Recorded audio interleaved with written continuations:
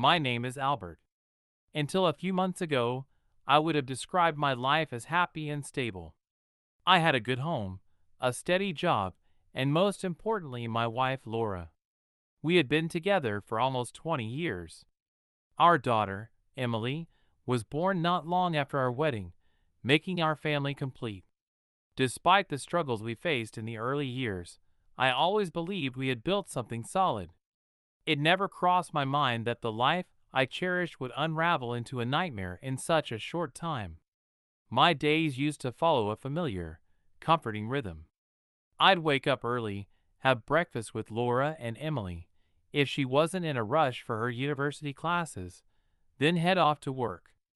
I'd return home in the evening, usually around 7 or 8, depending on my schedule. That's when the house would come alive. Laura would ask about my day. Emily would sometimes pop out of her room to share something funny from class, and I'd sit back, appreciating these little moments. They made all the long hours and effort worth it. Even weekends were peaceful. Sometimes we'd plan outings, have dinner at a nice restaurant, or just watch movies together in the living room. I never minded the routine. If anything, I embraced it. Family life had a rhythm of its own, and I loved ours. Nothing, absolutely nothing, made me think Laura was unhappy with the life we had built. I trusted her completely, which is why, when I opened that email, my entire world collapsed. It was just another day at the office.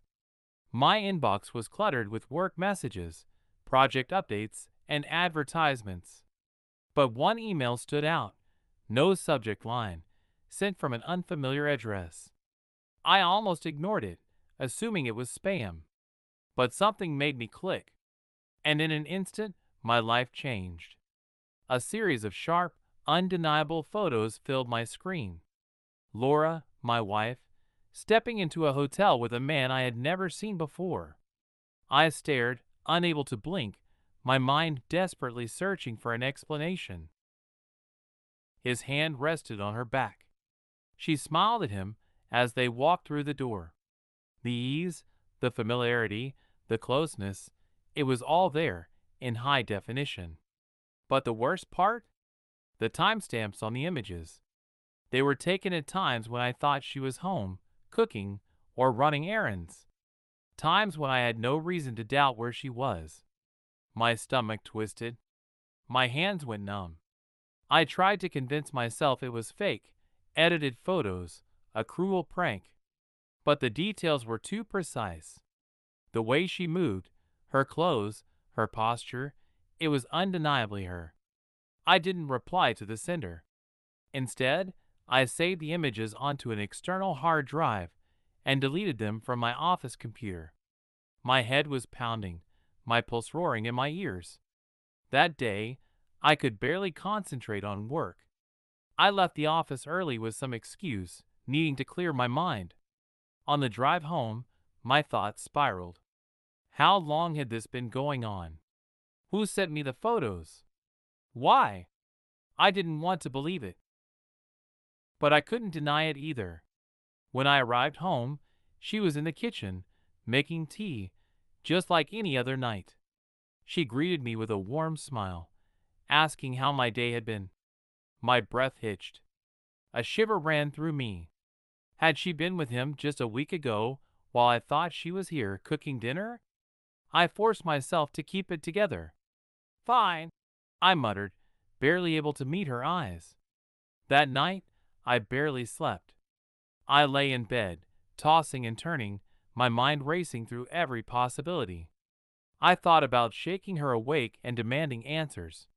But at the same time, I was terrified of what she might say. By morning, I looked like a wreck, dark circles under my eyes, drained and exhausted. I left for work without much of a word to her. The following days were no better. I couldn't hold a normal conversation with Laura anymore. I avoided her gaze, kept my answers short, and did my best to pretend nothing was wrong. But Emily noticed. "Dad, are you okay?" she asked one evening, her eyes filled with concern. I forced a smile. Yeah, sweetheart. Just a lot going on at work. The lie sat heavy in my chest, but I didn't want to drag her into this. After a few days of inner turmoil, I decided I needed space. I had built up vacation days I never used, so I emailed HR requesting immediate leave. I claimed I needed a medical checkup. Thankfully, no one questioned it. I told Laura and Emily that my boss was sending me to an out-of-town training seminar. In reality, I checked into a hotel in the same city, a small, discreet place where no one would recognize me. I needed to think. Sitting alone in that quiet hotel room, I replayed everything in my mind. The early days of our marriage, our first dates, the struggles we overcame, the way we supported each other when money was tight, the birthdays, the anniversaries, the holidays where we were seen as the perfect couple. How had it all come to this? The memories turned into desperation. There was a bar downstairs. I hadn't touched alcohol in years, but that night I did. One drink turned into several. I found myself chain smoking on the terrace, drowning in images of my wife with another man. Should I confront her? Should I beg her to stop? Or should I just pretend nothing was happening, out of fear of losing everything? I couldn't stand the humiliation. I barely slept. My reflection in the mirror showed a broken, defeated man. And then, a thought crossed my mind, one I had never considered before. A private investigator. It seemed ridiculous at first. Something out of a movie. But I needed the truth. I made some calls, did my research, and found someone discreet. He didn't ask many questions, just accepted the job. I handed over the photos I had received and gave him every piece of information I could. I asked him to be thorough. I needed to know. A few days later, he delivered the first report. Laura had indeed been seeing that man. His name was Daniel. They met at the same hotel from the photos. Sometimes in restaurants on the outskirts of town. Other times in isolated parking lots. And then came the second, even worse revelation. I accessed Laura's emails and social media accounts. I had always kept track of family passwords in case of emergencies. Laura and Emily never changed them. What I found shattered me beyond repair. Emily knew. She had known for years. She had even helped cover it up. Mom, let me know when Dad leaves so you can see him in the afternoon. Don't worry, I'll tell Dad we're going shopping if you need time. My hand shook as I scrolled through messages dating back 5 years. 5 years of lies. 5 years of deception. 5 years of my own daughter conspiring against me. It wasn't just Laura who betrayed me. It was Emily too. My heart hardened. I wouldn't let them destroy me.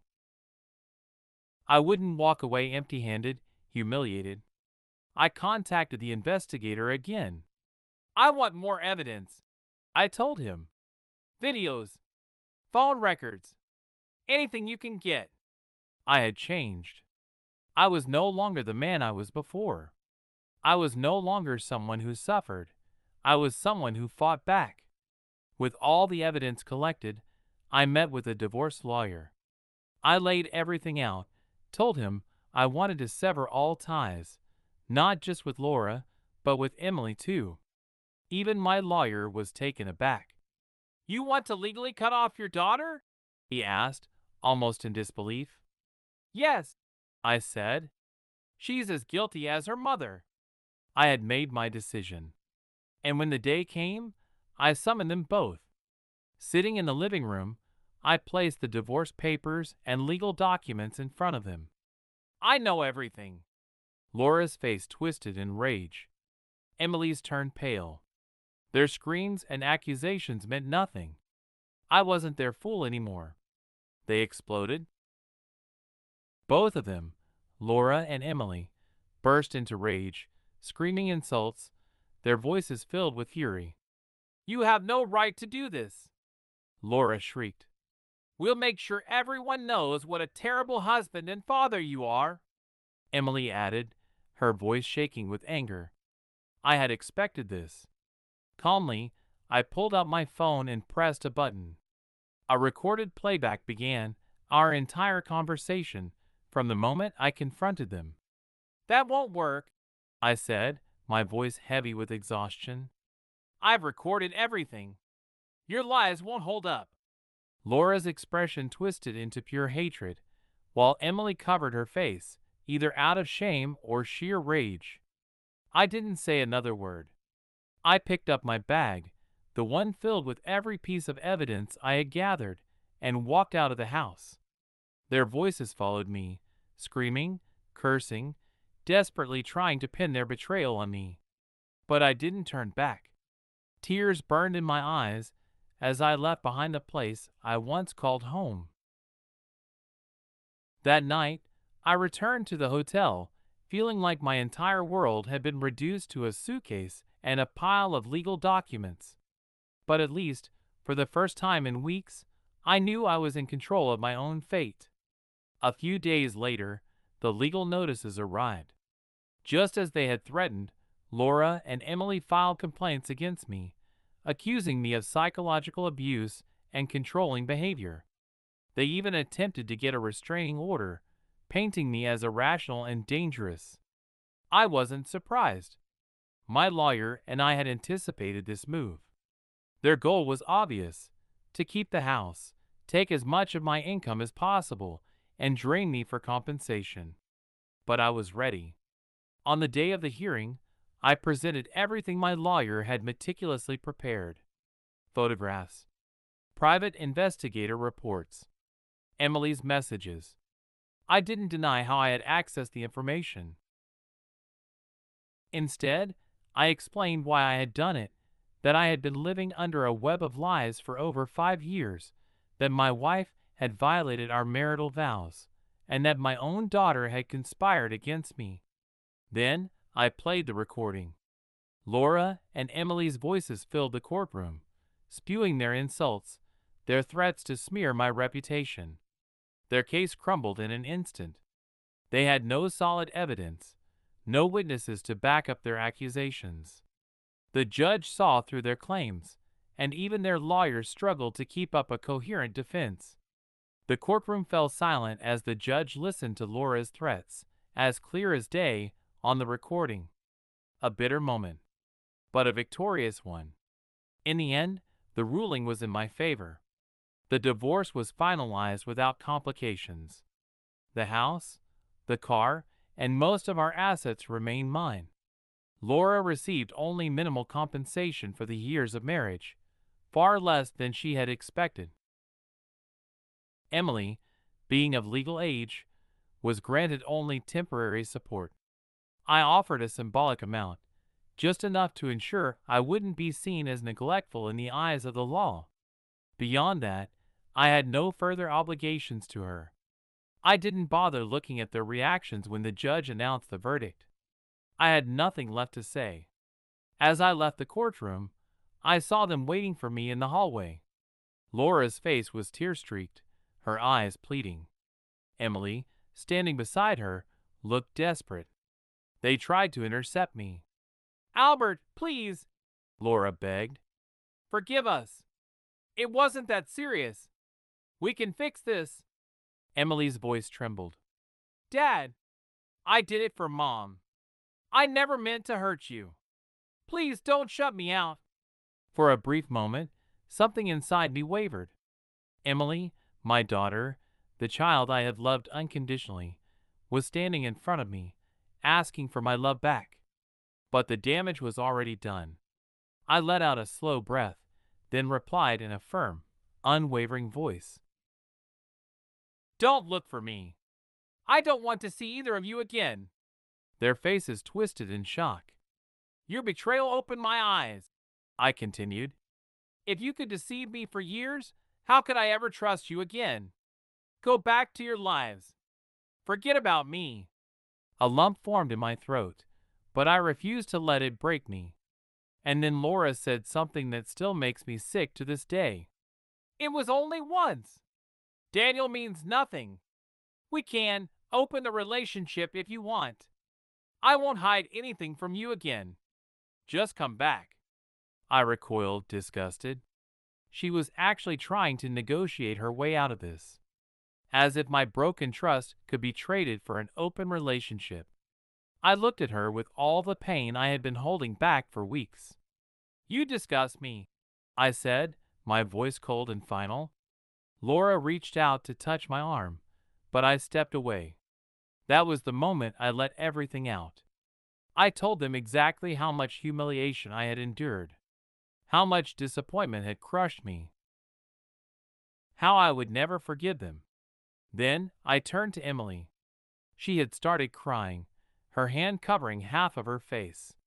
For years, she had called me Daddy with love, hugged me, told me she adored me. But it had all been an illusion. And now, she was just another stranger to me. With that, I turned my back on them and walked away. It was the final goodbye. The days that followed were a blur. I sold the house, refusing to live in a place filled with bitter memories. I resigned from my job, needing to cut all ties to my past. With the money from the sale and my savings, I bought a small apartment in another city, somewhere far from everything that reminded me of Laura and Emily. People often ask me how I could just leave everything behind. The truth is, when pain reaches a certain threshold, a clean slate isn't a choice, it's a necessity. Everything I had built for 20 years was tainted. I cut ties with old friends, neighbors, even distant relatives. Only a few people knew what had happened, but I gave them no details. I simply said I had gone through a difficult divorce and needed to start over. Laura and Emily never contacted me again. Or maybe they did, but I had changed my number and email. Silence. And I welcomed it. One afternoon, as I finished unpacking in my new apartment, I sat on my balcony with a beer, watching the sun set over an unfamiliar city.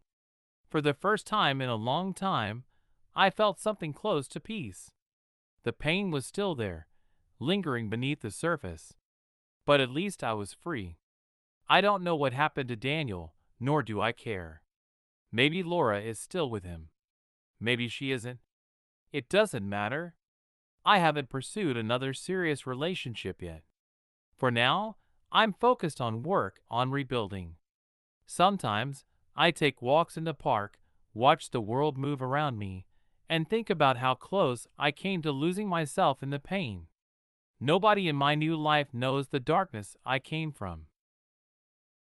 They don't know that I once begged for love from those who betrayed me, that I nearly drowned myself in alcohol at that hotel bar, that I was driven to the brink of madness when I realized my own daughter had helped deceive me. And they don't need to know. This experience lives in me like a scar, deep and permanent. But it also made me wiser, stronger. Some nights, I wonder if Emily will ever regret what she did, if she'll ever try to find me, to say she's sorry. But even if she does, I don't know if I'll be able to forgive her. For now, all I know is this: I did what I had to do to survive. And now, I move forward, with my head held high, with my heart slowly healing, and with no reason to ever look back.